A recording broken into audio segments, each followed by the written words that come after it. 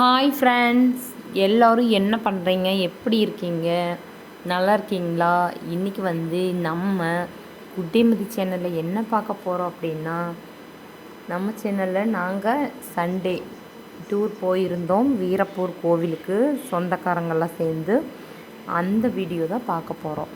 அதாவது சனிக்கிழமை அன்றைக்கி நைட்டு கிளம்பி ஒரு 28 பேர் இருப்போம். கிளம்பி வந்தோம். அங்கேருந்து ஒரு 11 மணிக்கு கிளம்புனோம்.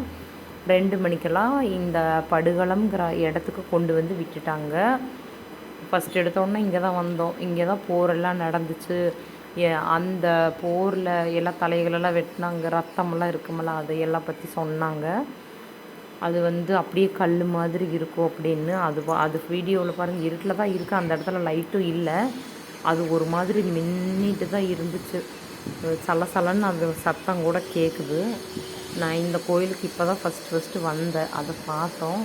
இருந்தாலும் பகலில் மறுபடியும் ஒரு வாட்டி போகலாம் அப்படின்னு சொன்னாங்க. ஆனால் கூட்டிகிட்டு போகவே இல்லை.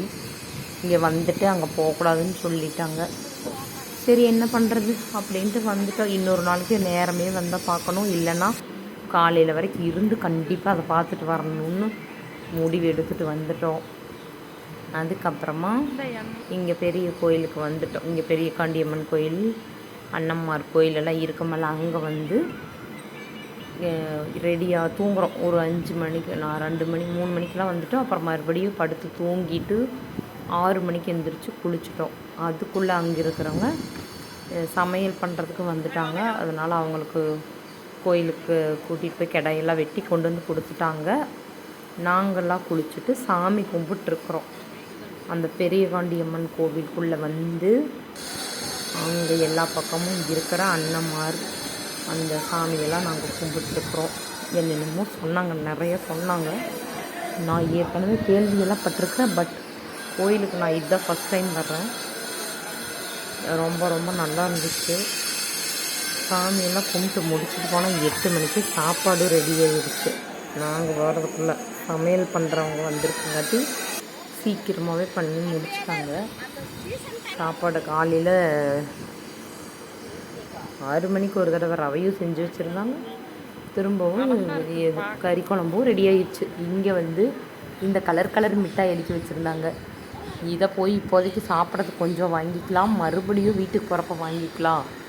எப்படியும் பொழுது இன்றைக்கி இங்கே தான் அப்படின்ட்டு முடிவெடுத்துட்டு அதை பார்த்துட்டு பாத்திர கடை இருக்கிற எல்லா கடையும் சுற்றி பார்த்துட்டு வந்தோம்.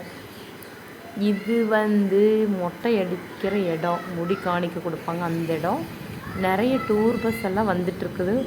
ஞாயிற்றுக்கிழமைங்காட்டி காலையில் ஓரளவுக்கு கூட்டம் தான்.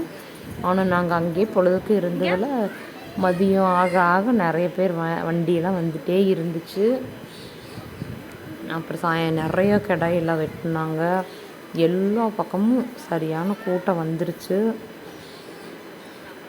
பாருங்களேன்,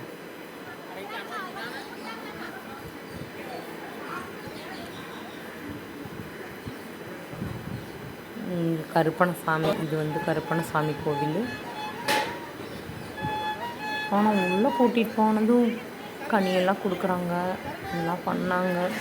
அதுக்கப்புறம் அதுக்குண்டான காணிக்க போட சொல்கிறாங்க. நம்மளால் முடிச்சதை நம்ம போட்டுட்டு வரலாம். இங்கே பாருங்களேன், இது மாதிரி கோயில் அங்கே 4 பக்கம் இருக்குது. நாங்கள் போனது ஒரு 2 பக்கம் போனோம், 3 பக்கம் என்னமோ போனோம். இதே மாதிரி தான் சிலைகளெல்லாம் இருந்துச்சு. பெரிய பெரிய சாமி, இந்த மாதிரி பெரிய சாமிகள் இருந்துச்சு. இவங்க தான் அண்ணன்மார்களாமா, வீர மகாமுனியம்மா, அதுக்கப்புறம் பொன்னர் சங்கர்னு அங்கே இருந்தாங்க. அப்புறம் முனி சாமிகளெல்லாம் இருந்துச்சு. அங்கே இதுக்கு பக்கத்தில் குழந்தைகள் வேண்டி கல்யாணம் ஆகணுன்னெல்லாம் தொட்டலெல்லாம் கட்டி வச்சுருக்காங்க. அப்புறம் ஒரு ஃபோட்டோவும் எடுத்துகிட்டு சுற்றி பார்த்துட்டு கிளி ஜோசியம் பார்க்குறவங்களும் பார்த்தாங்க. நாங்கள் உலக்கை எடுக்கணும்னு முடிவு பண்ணியிருந்தோம். இங்கே அதுதான் ஸ்பெஷல். எல்லோரும் வந்துட்டு நான் எடுத்துகிட்டு வந்தேன்னு சொல்லுவாங்க. நான் எல்லாருக்கிட்டையும் சொல்லிவிடுவேன். ஒரு 2-3 பேருக்கு சொல்லிவிட்டேன். ஆனால் போகிறப்ப சொல்லாமல் நான் ஃபோன் பண்ணுவேன், இல்லைன்னா மறந்துடுவேன். இந்த தடவை நானே எடுத்துகிட்டு வந்துடும்னு முடிவு எடுத்து பார்த்துட்டு வந்துட்டோம். எடுக்கலை, மறுபடியும் எடுத்துக்கலான்ட்டு. இல்லை நான் எடுத்துட்டேன், இன்னொரு அக்கா தான் எடுக்கல. நான் ஒன்று மட்டும் எடுத்துகிட்டு வந்துட்டோம். அதுக்கப்புறம் வந்த இடத்துல 8 மணிக்கு சாப்பிட்டுட்டோம். சாப்பிட்டு முடிச்சுட்டு படுத்துக்கிட்டோம். நல்லா படுத்து தூங்கினோம். திரும்பவும் 4 மணிக்கு எந்திரிச்சு கோயிலுக்கே ஒரு ரவுண்டு போனோம். போயிட்டு மறுபடியும் அங்கே தேவையானதெல்லாம் வாங்கிட்டு வரலாம் அப்படின்னு போனோம். அப்புறம் உலக்கையெல்லாம் அப்படியே மறுபடியும் வாங்கினாங்க. நாங்கள் இந்த மிட்டாய் கடையில் போய் மிட்டாய் வீட்டுக்கு தேவையானது எல்லாமே வாங்கிட்டு வந்துடலான்ட்டு போய் வாங்கிட்டோம். இந்த வீடியோ பிடிச்சிருந்தால் மறக்காமல் லைக் பண்ணி ஷேர் பண்ணி சப்ஸ்கிரைப் பண்ணுங்கள் ஃப்ரெண்ட்ஸ். பாய்.